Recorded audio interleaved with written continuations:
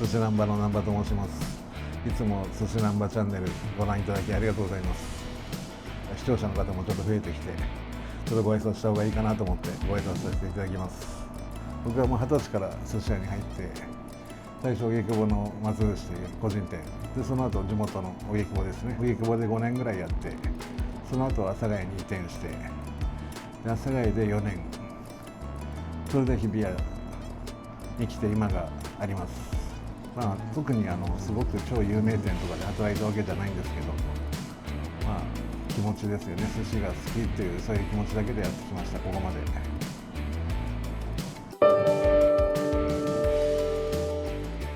とにかく寿司が好きな人が来てくれるだけで十分ですね。そうですね、海外の方にサイトにこう予約をちょっと渡したりしてるんで、やっぱ海外の方ってやっぱこう香水ですね、香水をつけてくる人とかやっぱいるんで、それだけですね、やっぱり寿司屋はちょっとタブーですね。お任せですね。お任せに入ってもらって、お任せサイト結構キャンセル通知をお客さんに届かないようにちらっと出すんで、そういう時に取ってもらいたいですね。今ね、夜遅い時間なんだけど8時半とか握りだけのコースとかそういうのもやってるんで、1人のお客さんしかちょっと入れなかったんですけど、その握りだけのコースはもうなんかお寿司と向き合ってくれるっていうか、1人で来てね、そういうお客さんをちょっと入れたかったんで。最近初めてのお客さんもすごく多いです。新しい出会いもすごく今楽しみですね。常連さんだけでね、お店回しちゃうとね、やっぱりどうしてもやっぱちょっと気持ちが緩むところもあるから、初めてのご新規さんがね、必ず来るような体制はしてますね。シャツかなんか着て、ポロシャツかなんか襟がついてるのを着てくれて、で短パンじゃなくて長ズボン、ジーンズでもいいし、もっとだから T シャツ短パンじゃそこ行けないよねっつって、そのぐらいの店になんなきゃなって思いますね。僕自身がまだまだなんで。アルコールはもう全然飲めなくてもいいですね。アルコール飲んでもらった方がお店としてはね、ワインボンって開けてもらったりした方がね、売り上げとかにはなる。だけどそういうお客さんももちろん大事だけど、お茶だけでやっぱ寿司を真剣に食べるお客さんも大好きですね。僕はもうどっちもどっちです。はい。港のものだったら来た時に、私これとこれはそれがダメとか、遠慮なく言ってもらえれば。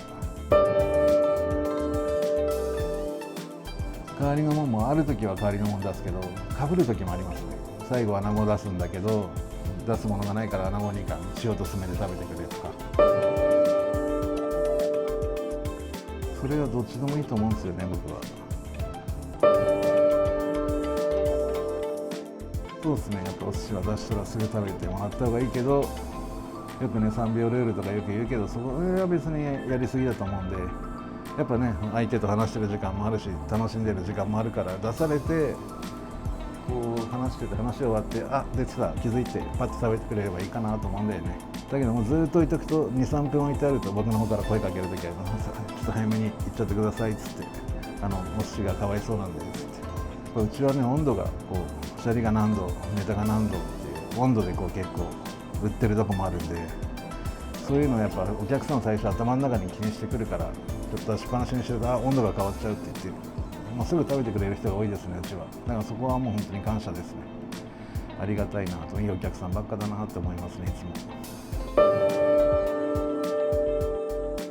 温度は日比谷来てからですね。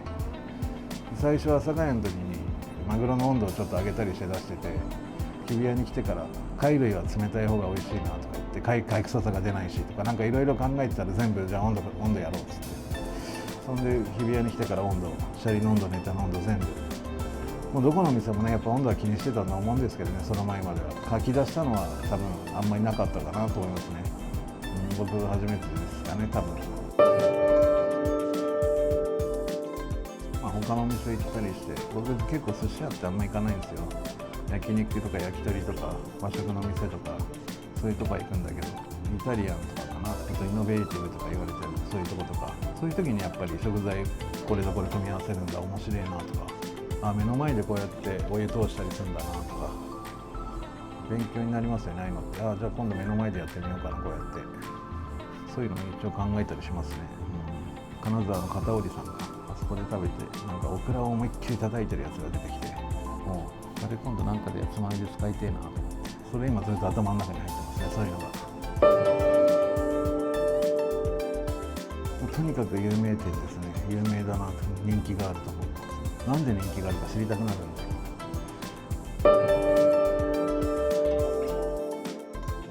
なんか来ますね。結構いろんなお店の人来ますよ。だけどお店来ていつも通り普段通りやるだけですよね。この人が来たからこれやろうじゃなくて、普段通りにやってそれで喜んでもらえる、そういうお店を目指してますね。あの人なんか有名なインスタグラマーだ、そういうのでなんか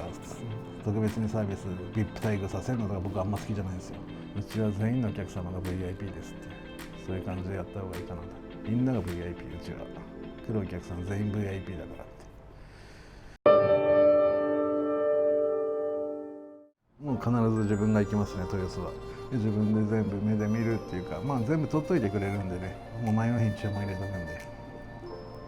明日はこれが入らないかもしれないからちょっと多めに入れといた方がいいよとか、そういう情報も全部くれるから、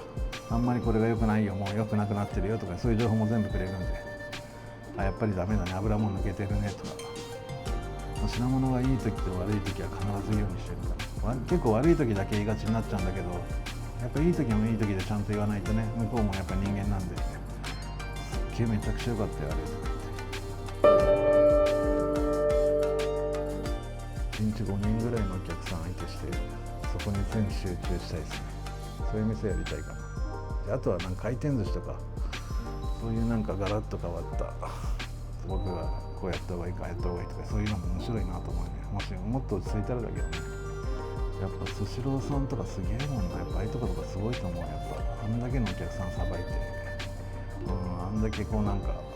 お客さんを満足させてみんな笑顔になって帰ってるしね、やっぱああいうのすげえな、面白いなと思うことはやっていきたいですね。すみません、ありがとうございました。お願いします。ありがとうございます。ありがとうございます。